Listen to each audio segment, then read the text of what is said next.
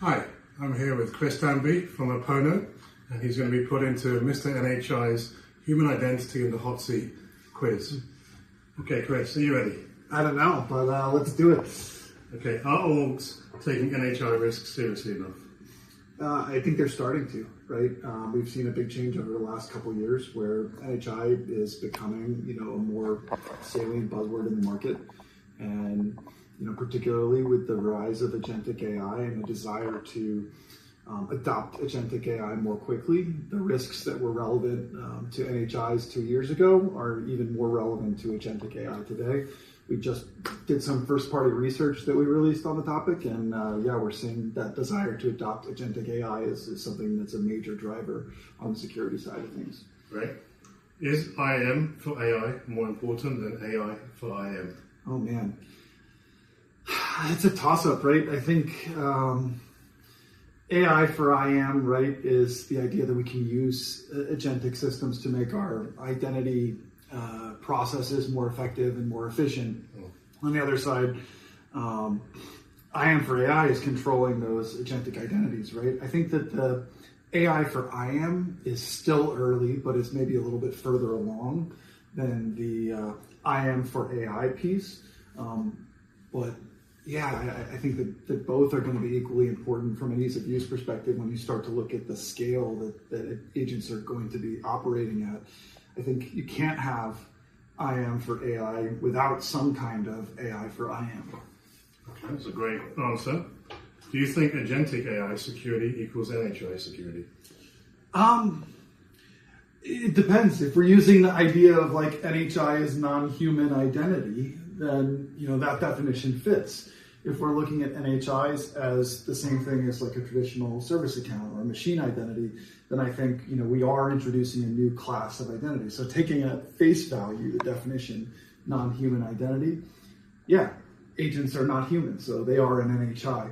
But maybe we need to evolve our definition and thinking around NHI and what use cases we associate that with in order to incorporate and include this sort of new class of security risk and challenge. Great. Are CISOs ready for the fleet of autonomous agents?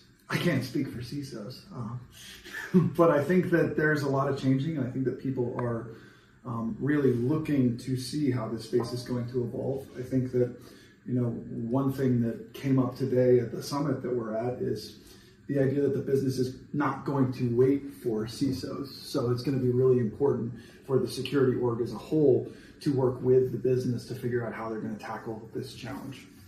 Great. And are you a fan of vibe coding? Totally. I am head of growth at Apono, marketing guy by trade. Never written a line of code in my life until ChatGPT came out, and I vibe coded my own web app just to kind of get that experience. For me, it was great from an educational standpoint, starting to build some things for our marketing team to move more effectively. So super cool technology, and barrier to entry to go out and build stuff is only getting lower, and that's really exciting. I would agree. I started life as a developer 30x years ago. Sure. Probably haven't written a line of code for 10 years, but I've got my mojo back. Started running some code with vibe coding tools and just been blown away. The only thing I don't like about vibe coding is that it still recommends using hard-coded secrets. Totally. That's definitely a scary thing. Okay, do you think static long-lived credentials will still be here in 5 years' time? Oh man, who knows? I liken it to business cards. I got asked a bunch of times today if I had a business card, and I don't because I'm not carrying them around. But that doesn't mean that they don't still, have a place in things, right? And removing tech debt is something that takes time, and we'll have to see. Optimistically, I think from an Apono perspective, we'd like to say, if you're handling permissions appropriately and privilege and access, then the credentials aren't the scary thing. Yeah, that's a great answer. Do you think orgs are putting time to market ahead of security controls for agents? Ahead of is a big question, right? Because you can't afford to wait for all of your competitors to adopt this technology. And when you get into what is a CISO's core function and job, it's to understand the risk and to make a risk-oriented decision. And if the risk of not adopting a new technology is greater than adopting that technology and accepting the fact that something might go wrong, then that's the decision that's on the table for them. Not like which one of these is gonna. Not are we putting the go-to-market ahead of the risk, but have we adequately assessed the risk and then made an informed decision about how to move forward. Okay. Does PAM change dramatically with agentic AI? Absolutely. I think PAM is a category that's been around for 25, 26 years now. So Apono's been a big part of that wave of, modernizing a lot of the approaches from PAM for from a vault and server world to, an API and cloud forward world. And that was just the last disruption. And now we're seeing this whole new world open where you're dealing with a non-deterministic new class of identity that's going to, look for access. I think one of the big things that we talk about at Apono is the notion of what is the intent of the access and making sure that we're applying sort of that authorization layer to runtime decisions based on what actual action something's taking and mapping that against the business context of the request.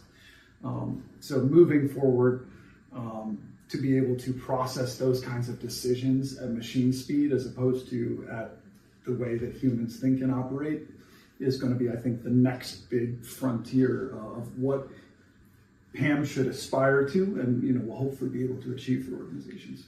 Okay, it's one of my favorite questions. Do you think the AI agentic digital workforce will lead to mass unemployment? I have no idea. I think that, I like to count myself an optimist, but I'm also not a technologist, so I don't know. Hopefully not. Hopefully this is the panacea that, creates so much more than that it eliminates.